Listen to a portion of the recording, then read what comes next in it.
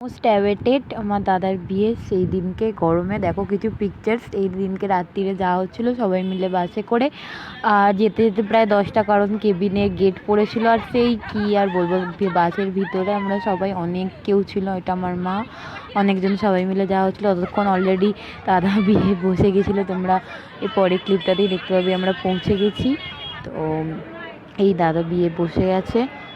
আর ছোটো ছোটো ক্লিপ নিয়েছি। এই দেখো আমাদের কিউট নিতবর বসে আছে গরমের মধ্যে, বৌদি চলে এসছে। এই দেখো, তোমরা সবাই ব্লেসিংস দিও ওদের, যেন ভালোভাবে একসাথে থাকতে পারে দুজনে। আর এই আর কি আর বলবো, কিছু বুঝতে পারছি না কি দিয়ে বলবো, কিভাবে বলবো।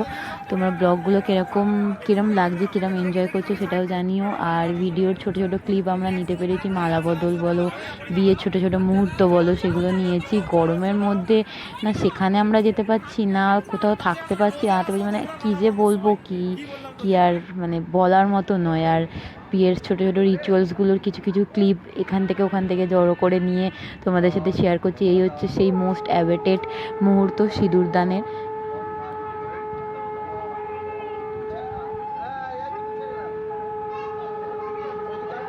বিয়ে সম্পন্ন হলো এইভাবে। এবার একসাথে দুজনে থাক সিঁদুরদানের পরে। তারপরে আমরা খেতে বসে গিয়েছিলাম। খুবই সিম্পল মেনু ছিল, ভালোই হয়েছে। গরমে সিম্পল মেনু, কচুরি, চানা মশলা, মাছের চপটা খুব ভালো হয়েছিল, পোলাও, চিকেন, চাটনি, পাঁপড়, মিষ্টি, আইসক্রিম, এগুলো তো নর্মালি হয়। মোটামুটি ভালোই ছিল সব কিছু মিলিয়ে মিশিয়ে। এই হচ্ছে আমার সেদিনকের লুক ছিল। গরমে আর কিছু বুঝতে পারছি না। আর ভাই বোনেরা আমাকে ছাড়াই ফটো তুলে নিয়েছে। এটা হচ্ছে আমার বোন, এটা হচ্ছে আমার পিসির ছেলে। ভাই গায়ে হলুদের সময় তোমরা দেখেছো, বাড়ির পথে ফেরার সময়। তো আজকের মতো চলো টাটা, আবার পরে ভিডিও নিয়ে খুব তাড়াতাড়ি আসছি।